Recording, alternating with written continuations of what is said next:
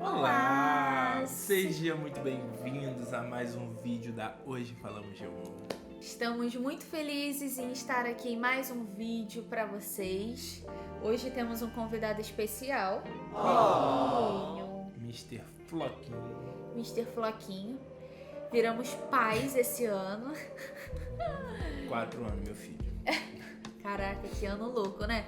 Ontem a gente tava conversando. Exato. Meu Deus, foi muito intenso esse ano. Fizemos muita coisa nesse ano de 2022. Pois é. E aí, gente, parando aqui pra planejar os vídeos do canal, a gente começou a pensar em algumas coisas que a gente ouviu muitas vezes durante esse ano e a gente queria trazer um pouco aqui pra vocês. E acho que o disparado, o que a gente mais ouviu esse ano é como que o casamento, ele é uma coisa extremamente difícil. A gente escutou isso de muita gente.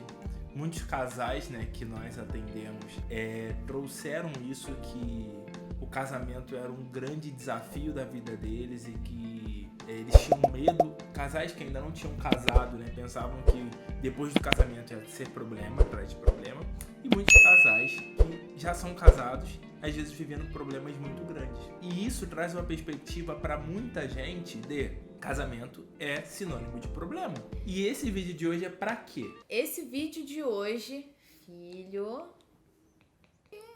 Que se esfrega. Filho, vai descer? Desce. Pode ir pro chão então, se você quiser. Pronto. O Floquinho quis descer. Exato.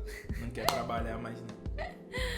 Então, gente, é muito triste, né, na verdade, a gente receber tantos depoimentos de pessoas, às vezes pessoas que acabaram de casar, que tem a foto do perfil do Instagram ainda do casamento e passam por tantas dificuldades. E a gente vê que não existe uma preparação para o casamento. Exato. E aí o que acontece? Não existe essa preparação para o casamento, então as pessoas se casam, tem muitos problemas, porque não tem o amparo, né, de ninguém. E aí se torna, né, um relacionamento muito conturbado que, se o casal tiver ali um amadurecimento ok, eles até conseguem contornar e melhorar. Mas se o casal não tiver, vai piorando, piorando, piorando. E aí ou fica casado a vida inteira e é um casamento ruim, ou chega um momento do divórcio. E aí, o que acontece com essa estrutura? Ela se perpetua tanto a ponto das pessoas que estão ao redor só criarem essa imagem e trazer isso para a própria vida. Exato. Hoje eu li uma pergunta de uma menina, ela falando: como acreditar que o meu casamento vai dar certo se todos os casamentos da minha família deram errado? E aí isso me impactou um pouco. Eu falei, nossa... Então assim, a ideia dela é de que o casamento vai dar errado. Todo mundo que tá à minha volta deu errado. E aí esse vídeo aqui é pra mostrar pra você um exemplo de um casamento que deu certo. E aí provavelmente você tá se perguntando ou se questionando: ah, mas eles são novos, né? Casaram há pouco tempo, não viveram um grande problema, uma grande tragédia. Não tiveram filhos. Não tem filho ainda, então é tudo muito fácil, né? A real... Desculpa, que agora eu fico bravo quando essas coisas surgem. A real é que as pessoas sempre vão ter uma boa desculpa pra falar que seu casamento tá bom por sorte ou por qualquer coisa. Ah, você casou há pouco tempo. Aí depois que você já tem, 5 anos de casado, espera os 10 anos. Aí quando vocês tiverem 10 anos de casado, é porque vocês não têm filhos. Aí se você tiver um filho, é porque você só tem um filho. Daqui a pouco você tem que ter 10 filhos e 50 anos de casado pra alguém falar que seu casamento pode ser bom. E na verdade isso é só uma perspectiva realmente pessimista, baseado em todas as situações que as pessoas vivem. Com certeza, hoje, se a gente para pensar também, a gente tem muitas referências de casamentos frustrados, mais do que casamentos que deram certo. Nossa, infelizmente. Só que não é porque essa é uma realidade que acontece em muitos casos que esse precisa ser o nosso caso. E aí vem a grande chavinha, né? Como a gente fala, o grande pulo do gato, que é o quê? Você precisa construir hoje essa base sólida para que quando vierem os desafios vocês consigam lidar ou já tenham, né, essa base bem estabelecida para criar recursos quando as coisas acontecerem. Por exemplo, eu e o Rafael, a gente se conhece há muitos anos, começamos a namorar, 1 ano e meio casamos, estamos casados, né? Durante todo esse período, a gente já viveu várias fases, né? A fase que a gente era só amigo, a fase que a gente brigava quando era amigo, porque o Rafael só fazia os trabalhos da faculdade em cima da hora, aí eu ficava nervosa. Depois foi a fase do namoro, e cada fase eles foram trazendo desafios e a gente foi aprendendo com cada uma delas. E cada vez mais a gente foi criando a consciência de pontos, de pilares que a gente precisava estabelecer para que quando viessem situações difíceis, a gente conseguisse lidar com isso. Então, por exemplo, vou dar um exemplo aqui porque Floquinho apareceu nesse vídeo.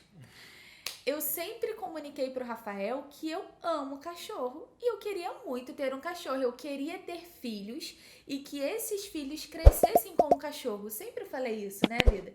Porque eu acho que é muito importante, nananã. E o Rafael não queria ter cachorro. E aí o nosso meio que combinado foi ali, vamos sem cachorro até chegar em um momento que a gente esteja mais preparado, etc, etc. E esse momento ele aconteceu. E quando ele aconteceu, eu não cheguei pro Rafael e pedi, eu não falei, ai, por favor, nananã. Não.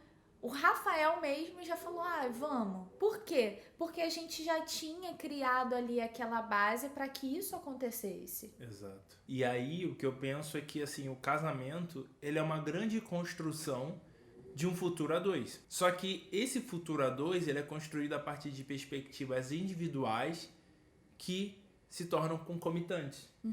Então, por exemplo, eu nunca quis ter um cachorro. Só que a Joyce já havia demonstrado esse interesse, essa vontade, esse desejo. Então, quando surgiu a oportunidade da gente ter, né, o Floquinho surgiu na nossa vida, eu pensei, tá aí, é uma ótima oportunidade para que a Joyce tenha um cachorrinho e aí eu aprenda também, né, a me desenvolver com o cachorro e hoje em dia, pai de pet. Carimbado, pai de pet.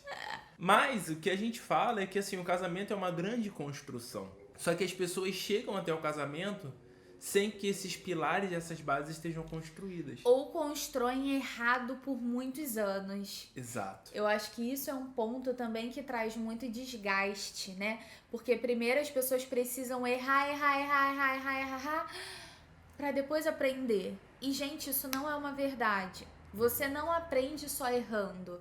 Você aprende estudando sobre o assunto, você aprende observando outros casais, você aprende se colocando em desafios de fazer diferente. Exato. Você aprende de várias formas. Então, você não precisa errar e errar muito para você aprender alguma coisa. E eu acho que, por exemplo, no nosso caso isso foi um pouco mais fácil porque a gente já tinha uma maturidade individual.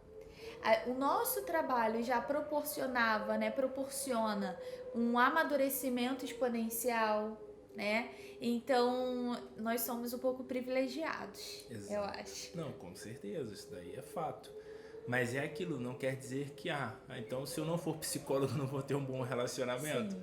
Não, você pode acompanhar nossos conteúdos, você pode ler alguns livros que podem te ajudar, você pode aprender de outras formas para que você se prepare ou transforme a situação atual que você vive no seu relacionamento. Sim. O casamento, ele é um potencializador de resolução de problemas. Mas as pessoas às vezes enxergam o casamento como um potencializador de formação de problemas. E aí, enquanto essa mudança de perspectiva não acontecer, você vai encarar o seu relacionamento, o seu casamento, como barreira depois de barreira. E não ponte depois de ponte. Então, Rafael, eu só queria casar quando eu tivesse 32 anos, depois que eu terminasse o meu doutorado. E olha só, era um plano, era uma ideia minha.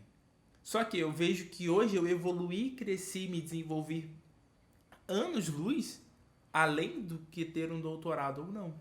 Então, pessoas e seres vivos e indivíduos que assistam esse vídeo em qualquer época da vida, pensem no casamento de vocês como potencializador tanto da sua vida individual, mas também como uma vida de casal. Sim. Como uma estrutura de família que você está consolidando a partir do casamento. Sim. E não como, eu tenho um monte de problemas porque eu casei. Calma aí. Eu acho que é criar a perspectiva, a ideia de que 2 vão mais longe do que só 1. Exato. Sozinho você vai mais rápido. E acompanhado você vai mais longe. É isso aí. É isso. Que bonitinho. Exatamente. Então, a gente, né, por exemplo, talvez se a gente fosse solteira, a gente teria, sei lá, feito mais coisas. Cara, te falar a real, acho que até não. Você acha? Eu acho que não. Não, se você parar... Não, eu acho que eu sim. Tipo assim, de fazer mais coisas, eu acho que sim. Então, eu acho que eu teria feito mais coisas, mas construído menos coisas. Sim. Eu acho que esse é o diferencial. Aham. Eu acho que, por exemplo, eu teria ido à praia mais vezes. Uhum. Mas eu teria, tipo, uma reserva de emergência menor. Sim. Entende? Exato. Então, acho que para coisas significativas, eu acho que eu não teria prestado tanta atenção. Sim. E aí, você começa a enxergar o seu casamento como realmente um time. Que tá ali um ajudando o outro, um motivando o outro. Quando um tá mais caidinho, você vai lá e ajuda. Quando você tá caidinho, o outro vai lá e te ajuda. E vocês param e pensam e ajudam, né, ali na dificuldade um do outro. Então, vocês são um time. E aí, quando você enxerga como time, eu acho que muda um pouco a tua lógica, né, de enxergar o casamento não como um problema, mas sim como uma solução. Total. Por exemplo, eu vejo que existe uma grande diferença entre o Rafael hoje casado e o Rafael casado e em breve com filhos. Uhum. Precisa existir essa diferença.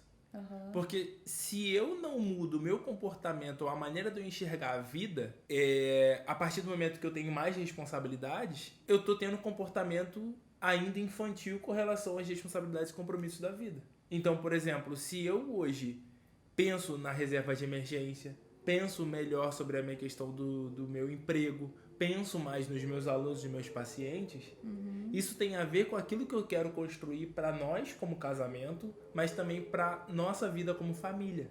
Porque eu sei que uma coisa vai impactar na outra. Sim. Se o Rafael não fosse um homem hoje casado e com filhos, eu ainda me preocuparia com os meus pacientes, com os meus alunos. Sim. Mas eu acho que a minha maneira de enxergar a responsabilidade desse campo total seria menor, entende? Porque é aquilo, o meu comportamento hoje afeta a vida da Joyce. E em breve afetarão a vida dos meus filhos. Sim. Olha o nível de responsabilidade. É outra coisa. Pois é. E essa responsabilidade não é algo negativo. Não, é algo que move, pô. Exatamente. Me ajuda. Me ajuda muito, inclusive. Então, gente, pra gente finalizar esse vídeo, se você não tem exemplos perto de você, procure ser esse exemplo. Como já falamos aqui, né? Através de vídeos, de curso, de livros, de terapia, né? Hoje, graças a Deus, a gente tem acesso a muita informação e a gente precisa pegar essa informação e fazer algo com isso, né? Então, que a gente possa... Eu gosto muito dessa frase, eu lembro que eu ouvi essa frase pela primeira vez, eu acho que deve ter uns 10 anos, ou mais. Eu lembro exatamente o dia que eu ouvi essa frase, eu estava na igreja, e acho que foi um pregador que falou de quantas vezes a gente quer que o mundo seja de uma forma e a gente não faz nada para que o mundo seja daquela forma. Então, é aquelas pessoas que só discutem. Discute política, discute isso, discute aquilo, e nananã, e eu sei muita coisa. Mas aí você vai lá e pergunta pra pessoa, tá, mas e aí, o que você faz? E a pessoa não faz nada. Ótimo, discutir é muito bom. Exato. Mas o que você tá fazendo? Falar que tá cheio de problema na sua cidade é um absurdo. Exatamente. Só que você não faz nada pra mexer naquilo. E não é que a gente vai ser, né, o grande salvador do mundo, mas muitas vezes o pouco que a gente faz já impacta, né? Já transforma alguma coisa.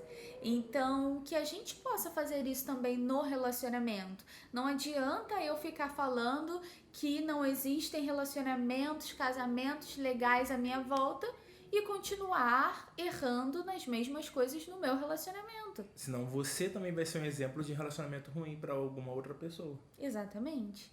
Então, que a gente possa assumir essa responsabilidade, que é uma responsabilidade muito grande, não negativa, mas grande, de fazer a diferença, de ser diferente, de procurar meios, formas, recursos de ser diferente de fato. Então, muito bom esse vídeo. Espero que vocês gostem. Comenta aqui pra gente se vocês gostaram desse vídeo. Curte esse vídeo. Se inscreve nesse canal maravilhoso. Compartilha com as pessoas esse canal. Fala, olha, eu tô aprendendo muito com o casal. Vai lá e manda esse vídeo. Poxa, eu tô gostando muito deles, né? Olha esse vídeo aqui, que legal que eles falaram, e manda para que essa mensagem chegue também em outras pessoas. Com certeza. Que cada vez mais as pessoas façam diferente na própria vida. O que parece pouco, mas é muito. Então, gente, esperamos vocês no próximo vídeo. E se já tiver algum outro vídeo aqui no canal, quando você estiver assistindo esse, já assiste o próximo vídeo também. Com certeza vai ser um tema muito bom e vai te ajudar em algum detalhe. Um beijo e Yeah. tchau, tchau.